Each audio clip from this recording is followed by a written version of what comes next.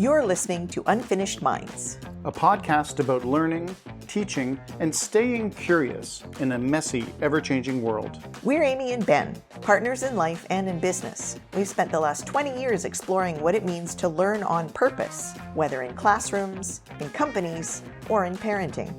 Each week, we pick a big question and have an honest conversation about how people grow, what it means to teach well, and why learning still matters, especially when the world feels uncertain. Whether you're a parent, a teacher, a leader, or just a curious soul, we're glad you're here.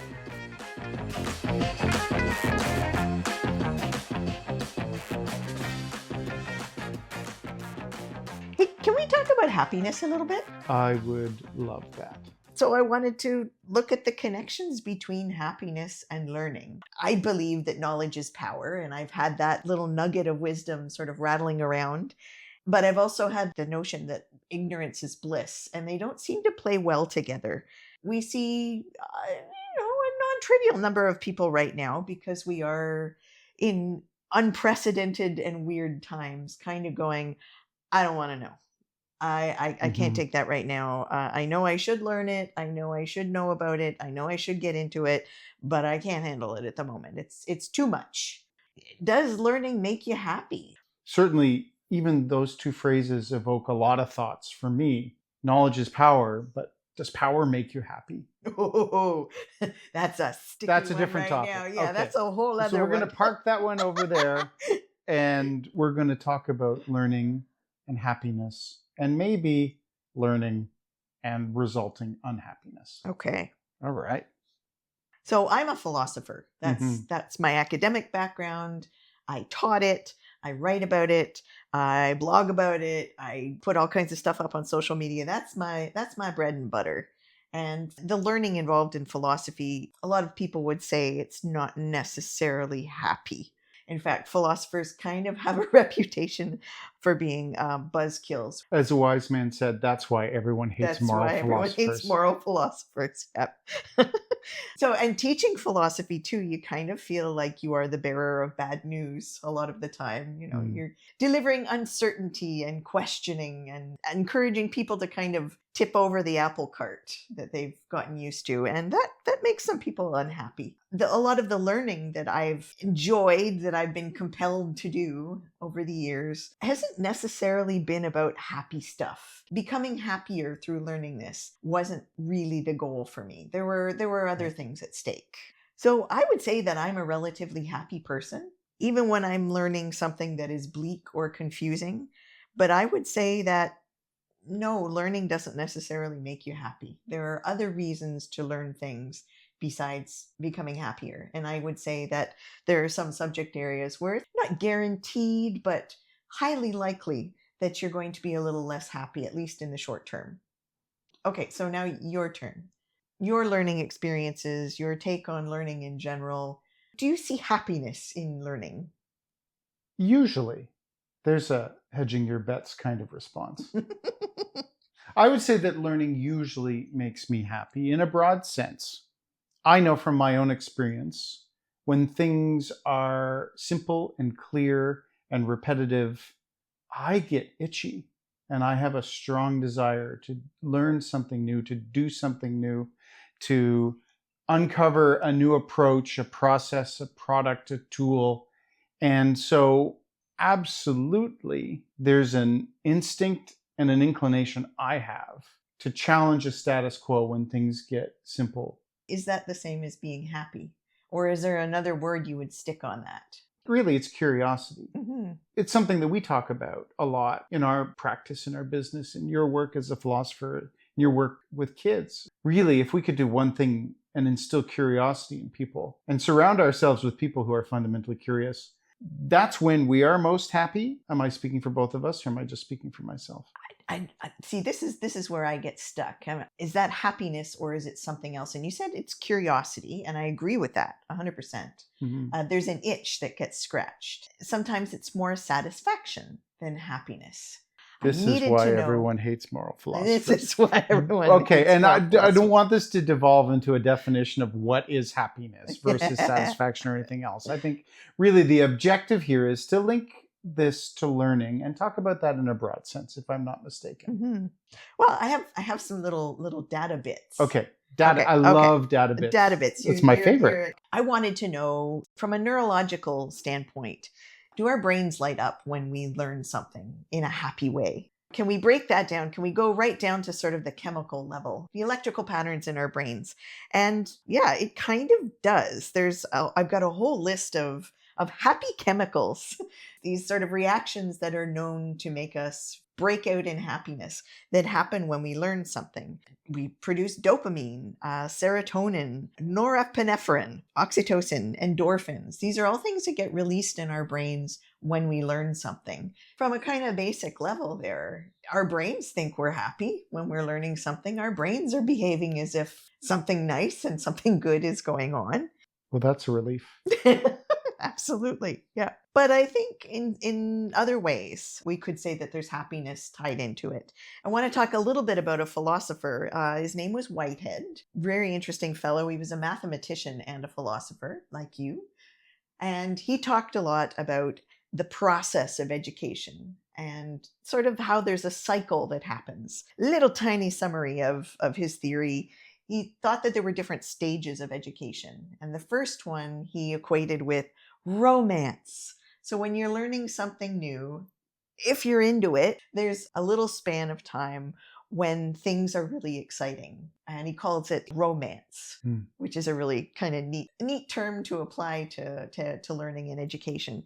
But this is when everything's cool and interesting and you gobble it up. There's and new. Yeah, exciting. It's new and you feel kind of jazzed. And I'm thinking of all the list of chemicals in your brain. And I can see at this stage in learning, all those things just firing away. Mm-hmm. So, and if you think of a little kid, when they get something new put in front of them, it's, oh, must explore, must figure this out. That feels like happiness to me in learning. Mm-hmm.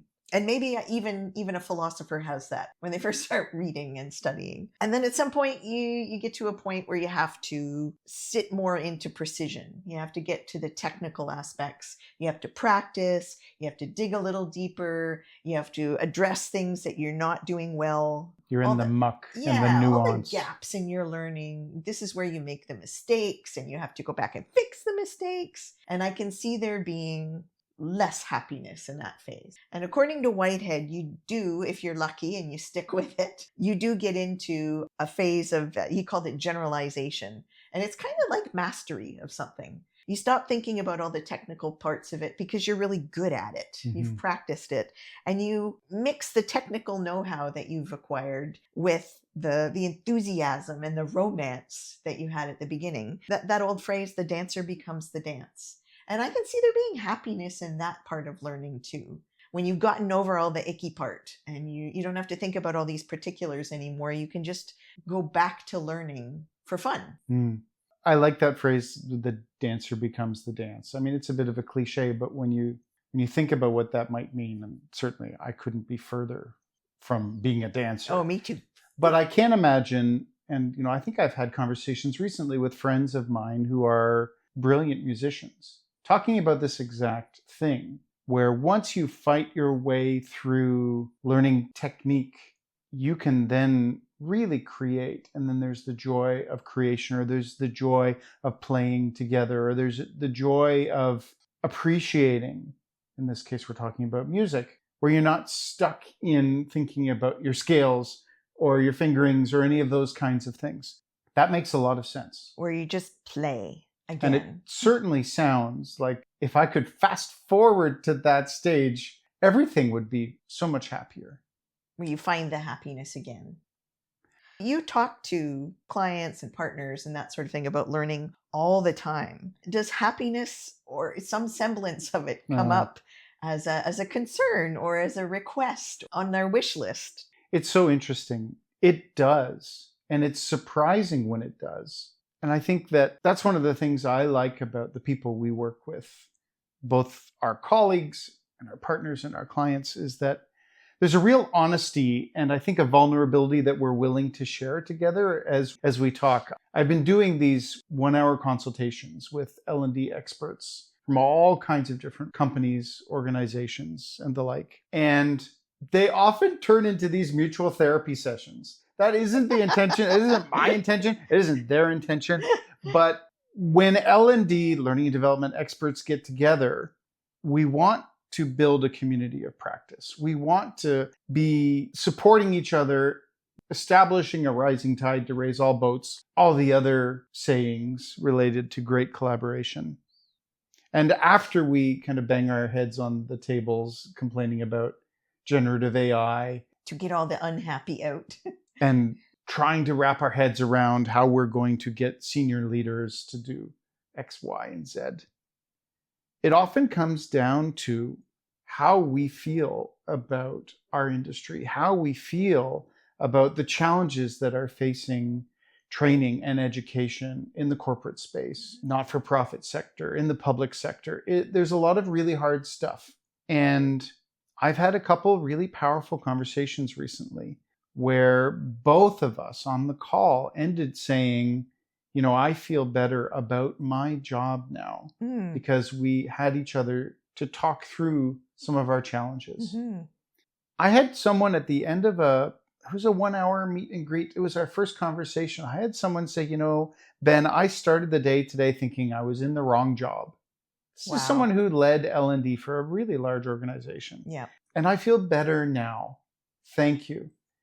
And I would love to say that I provided them with all of the answers to all the things that could have been making things stressful for them. But no, it was really about commiserating and together realizing that we're both in that, what was that stage called? The generalization stage. That we're both at the level of competency in our work where we can run with new ideas, that we had been through enough experience, much like Whitehead said, to see both the challenges that are in front of us, which are hard.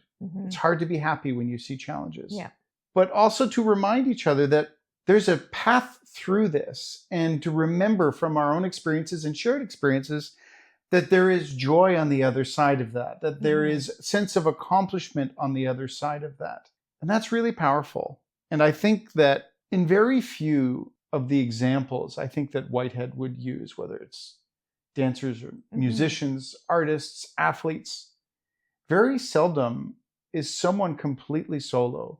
Yeah. I want to throw another term on the table that it just popped into my head too. Big thing that educators, especially educators of small children right now, have on their plates is the idea of social and emotional learning. That learning isn't just it's not strictly academic, it's not strictly technical, that part of a learning experience and part of being a good learner is to learn how to manage your emotions, to learn about happiness, to learn about stress, to learn about, fear and that sort of thing. And you just went super meta with this. I did. So this isn't learning makes you happy. This is learning about happiness. Okay. Absolutely. And Love how it looks and how it feels and the social part of it too. And you talking about being able to commiserate and creating a community, that part of learning to be happy is learning how to connect with others too. There are parts of learning that are becoming more important, that are coming to the forefront right now, not just for little wee people, but for corporate learners too, that are becoming so much more important, that a learning experience has to incorporate some sort of understanding of what's going to make you and others happy and what to do when it doesn't make you happy, how to get through that. I just thought I'd throw that in there, just a small concept, social emotional learning. I love that. And like so many of these things that come up when there's a really strong culture, whether it's because it's a really great classroom teacher who's got a learning culture that's helping these kids to be better citizens, to be better people, to be more in themselves. That also applies to businesses with great cultures and organizations with really great cultures. And those are the places I think that value learning. The organization values learning, and therefore the people who value learning fit. And when you fit, I mean, that's one of my own personal definitions. When we're getting back to the moral philosopher who's defining happiness, I said I wouldn't, but I think when things fit really well, I think there's an opportunity for happiness. That friction goes away or is lessened, and that allows you to be more in flow with the work you're doing, what you're feeling. And I love it when these worlds come together, the classroom, the workplace, and the way we bring this stuff to our homes, to our families, to our social circles. They ought not to be super different. I think the happiest people are the ones who those worlds collide in a beautiful way.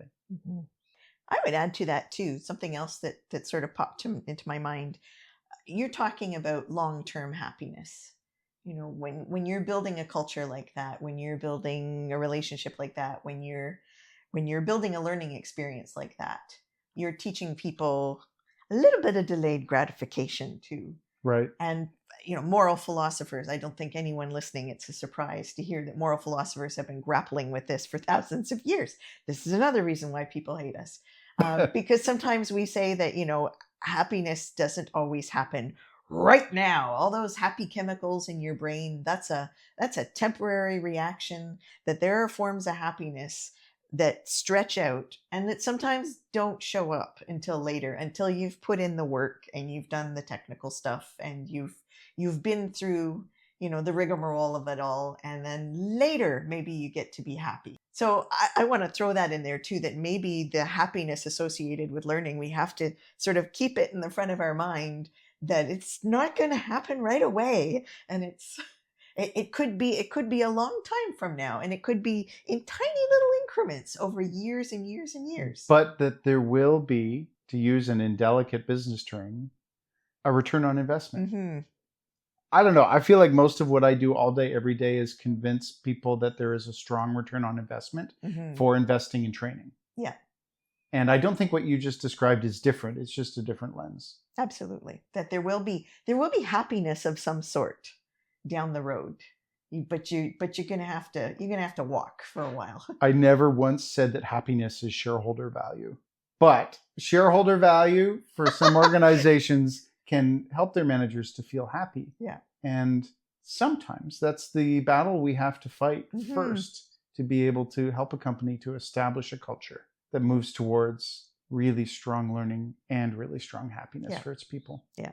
And if you think it's only small children who have a hard time with delayed gratification, the marshmallow test applies to every human of every age in every industry, all over the place. And we're maybe you and I are in the business of marshmallow testing.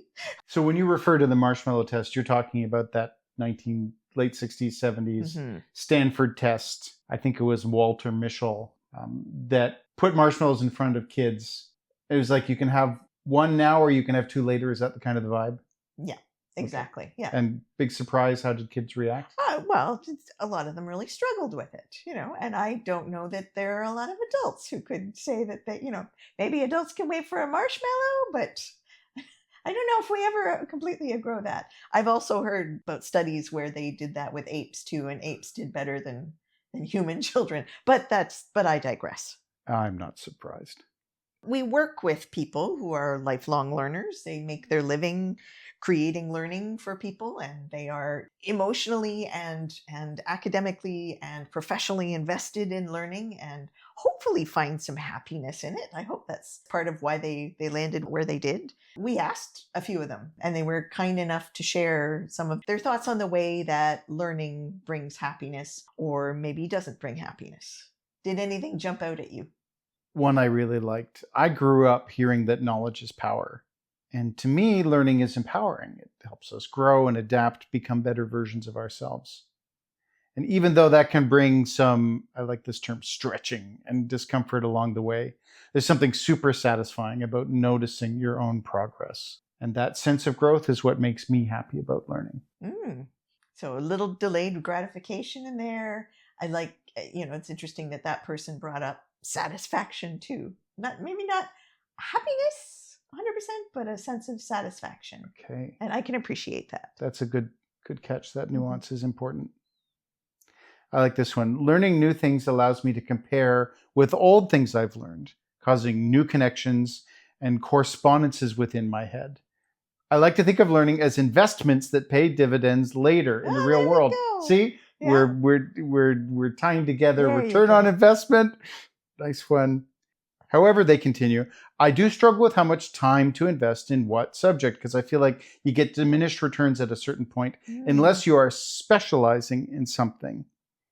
I also struggle with the fact that our brains are not perfect. And I know who wrote this. Their brain is pretty good. And I know that a decent chunk of things I've learned will be filtered out and forgotten at a later time. That also could be looked at as a strength to make way for new and relevant things learned that would help you on a day-to-day basis. Oh, that's cool. It is sad when you think that, oh, this thing that I learned made me happy, and I'm probably not going to remember it. It's probably going to go away, or something else will. I think the alignment of memory and learning is an interesting topic. Yeah. One we're going to get to later on. There you go. Put a pin in that one. I want to expand on that bit about memory because, I think about that a lot. The first in, first out buffer kind of thing. And you and I are very different. I have the memory of a goldfish, and you have a fantastic I have memory. a head full of flypaper. You have a fantastic memory. And sometimes that means I'm aware that I may put energy into learning facts and figures. That energy might very well be wasted in the midterm. So what brings me particular joy is seeing connections between things, zooming out to see the big picture. That's where I want to put my energy. And I think this particular comment by this person on our team really, I think, highlights that point, that it is a balancing act to play where you invest your energy, where you get a return on investment for that learning time that you're going to spend. Interesting. Really interesting. Yeah. Here's another one I really like from someone specifically from our learning team. I've always loved to learn new things, little nuggets of knowledge that I stash away until I can bring them back out and share them. And I know this person has a brain much like yours, not like mine. But after moving to Canada and becoming so aware of both the small and big differences in the world around me, I've become more aware and more intentional in learning everything I can about my new country. From wanting to know where the huge piles of snow are disposed of in the winter to reasons thunder sounds different here. Not knowing something doesn't align with my value of lifelong learning, and it creates discomfort! ! They say. That and wanting to understand and connect with others drives me to keep my eyes open and seek out new things to learn. I think there's a really interesting nugget in there. About the change of setting. Well, not just that. That is really fascinating. And I didn't know thunder sounded differently on the other side of the world. That's amazing. And I never thought about where they put the snow. I don't care. I was today years old when I learned. But the idea of not being able to learn, or not learning stuff, being worse than learning something that makes you unhappy. And I totally relate to that. I want to thank the couple members of our team who offered those little snippets awesome. for us to comment on. I think a lot about the difference between wanting to avoid a bad result and having big aspirations for something that brings you joy and excitement. I think it's well understood that if your goal is to avoid a bad result, the best possible outcome from that is relief. And I'm not downplaying relief. There are moments in our lives, professional, personal, political, economic, all those things where merely avoiding a bad result is sufficient. But I like to think that there is a stage beyond that where it's not just, I want to avoid pain, I want to not suffer, but I want to become the dance. And as much as a terrible image that may be to leave people with, I wish for everybody who's listening that they not only find the knowledge that they need, that they feel they must obtain, but they find such joy in it that they become the dance. Even if that joy is down the road. Even if you have to hold it somewhere in the distance.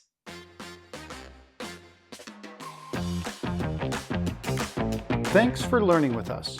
If today's conversation sparked something for you, share it with someone you care about, or someone you're still figuring things out with. You can find us online or subscribe wherever you get your podcasts. And don't forget, we are all unfinished minds. Let's keep learning.